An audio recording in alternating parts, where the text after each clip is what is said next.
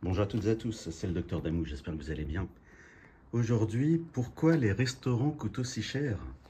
Pourquoi est-ce que ça coûte aussi cher d'aller au resto, surtout à Paris par exemple? Bon, voilà une bonne question. Donc évidemment, je ne vais pas répéter les banalités répétées par les journalistes dans les médias ou sur YouTube, ou alors les commentaires des gens sur Internet qui répètent toujours les mêmes réponses inutiles. C'est-à-dire que tu as ceux qui se croient intelligents. Il y a ceux qui se croient intelligents en disant, c'est une arnaque de manger à ce prix-là. Et là, t'en as certains, ils te font une liste de courses. Ils disent, regardez la vidéo, dans la vidéo, le menu est à 20 €. Et moi, pour 20 €, eh bien, j'achète 1 kilo de viande, de chez le boucher, une baguette tradition, et ils te font la liste comme ça. Et ils se croient intelligents. Ou alors, tu as ceux... ah oui, et puis tu as les jaloux aussi. Donc en fait, tu as soit les jaloux, si le restaurant marche, ils vont dire que le patron est un escroc et que les clients sont des pigeons. Soit le resto ne marche pas. Du coup, là, l'été 2025, bah, c'était ça. Hein, il y avait pas mal de reportages sur les patrons de restaurants qui disent qu'il y a moins de fréquentation que les années précédentes. Bah, les jaloux, eux, ils s'en réjouissent. Ils disent bien fait pour vous. Sérieusement, les gars. Sinon, dans les commentaires, il y a les gens qui vont défendre les restaurateurs en disant « Ah, mais quand même, il y a plein de dépenses. » Et là, ils te font la liste des dépenses.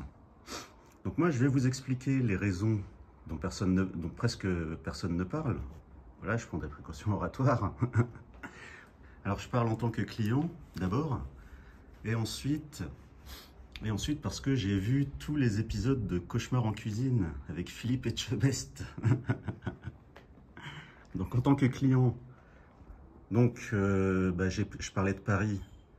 Quand je passe à Paris avec mes valises et mes sacs, à votre avis, pourquoi est-ce que je vais mettre plus de 20 € dans un bistrot pour de la viande bas de gamme avec des frites surgelées et une sauce immonde?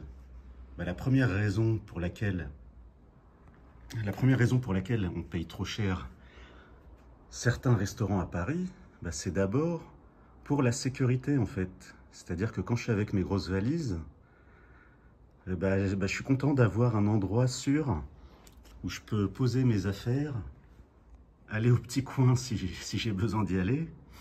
Et je risque d'en avoir besoin puisque si j'ai des gros sacs et des grosses valises, donc il y a ça. On paye d'abord le lieu en fait.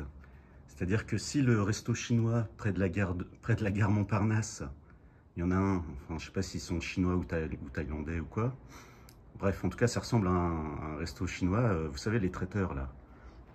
Bon, il est quand même un peu au-dessus de la moyenne niveau goût. Mais qu'est-ce que c'est cher? Qu'est-ce que c'est cher? Bah au moins, je sais que je peux y aller à pied depuis la gare Montparnasse et que je peux retourner à la gare Montparnasse pour avoir mon train. Sauf quand il est annulé à la dernière minute, évidemment. Donc on paye d'abord le lieu, en fait.